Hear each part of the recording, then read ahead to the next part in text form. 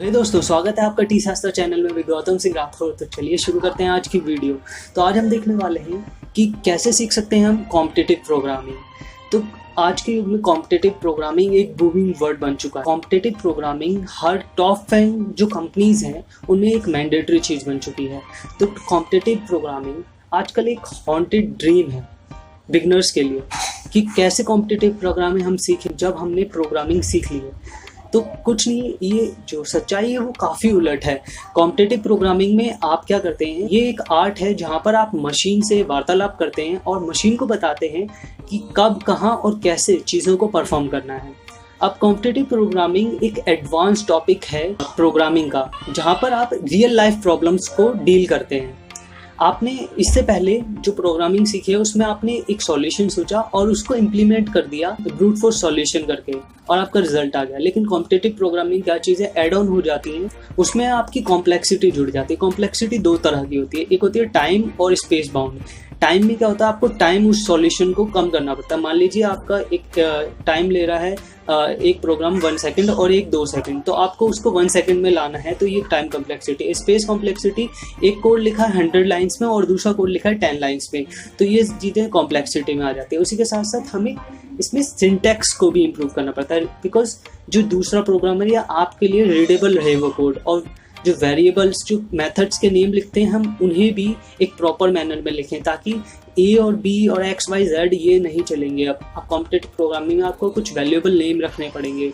और उसी के साथ साथ कॉम्पिटिटिव प्रोग्रामिंग में आप लोगों को बड़े प्रॉब्लम को सॉल्व करना आना चाहिए, बिकॉज कॉम्पिटिटिव प्रोग्रामिंग यही तो है, हमें एक रीडेबल और कॉम्प्लेक्स प्रोग्राम को ईजी सॉल्व करके दिखाना पड़ता है विद लेस कॉम्प्लेक्सिटी। तो अब बात करते हैं कि कॉम्पिटिटिव प्रोग्रामिंग कैसे स्टार्ट करें।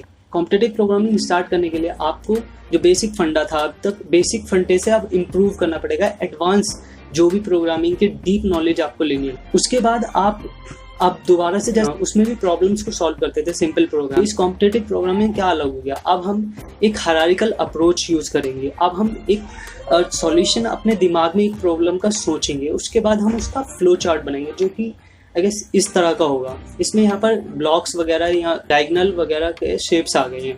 यहाँ पर अब ये चीज़ें परफॉर्म करते हैं कि कौन सा कंडीशन है, कौन से वेरिएबल्स हैं, ये चीज़ें ऐसे फ्लो चार्ट आ गया।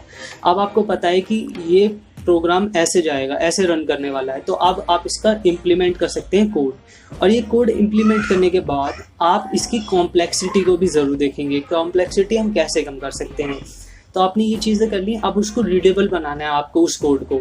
तो ये सारी चीज़ें होने के बाद अब आपका रीडेबल बन गया, कोड भी लिख दिया, आंसर भी आ गया आपका।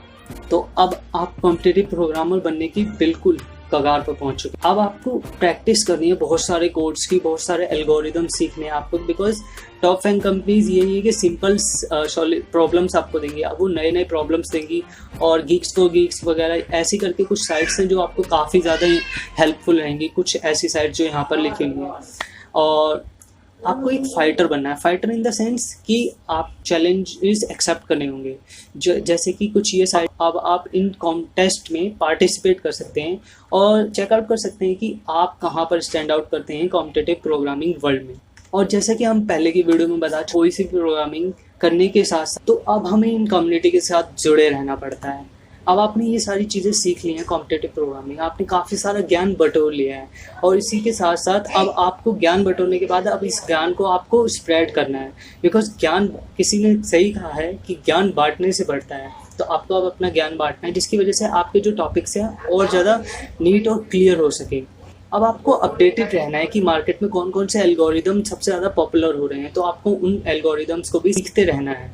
आपको हमेशा ये सोचकर कॉम्पिटिटिव प्रोग्रामिंग को सीखना चाहिए या करना चाहिए कि आपका एक सिंगल कोड कहीं पर बहुत ज़्यादा वैल्यू रखता है। किसी सोल्जर की डेथ और लाइफ की सिचुएशन को भी बदल सकता है आपका एक सिंगल कोड। किसी हेल्थ केयर में वो बहुत ज़्यादा इम्पॉर्टेंट हो सकता है, या किसी विकलांग के लिए वो बहुत ज़्यादा इम्पॉर्टेंट हो सकता है। तो ऐसा सोच के अगर आप कोड करेंगे तो आपको हमेशा मोटिवेशन मिलती रहेगी। तो आशा करता हूँ कि आपको ये वीडियो पसंद आई होगी। तो इस वीडियो को लाइक करें, शेयर करें और इस चैनल को सब्सक्राइब करें, और ऐसी वीडियोस आप लोगों तक पहुंचती रहेंगी। तो जय हिंद, नमस्कार दोस्तों।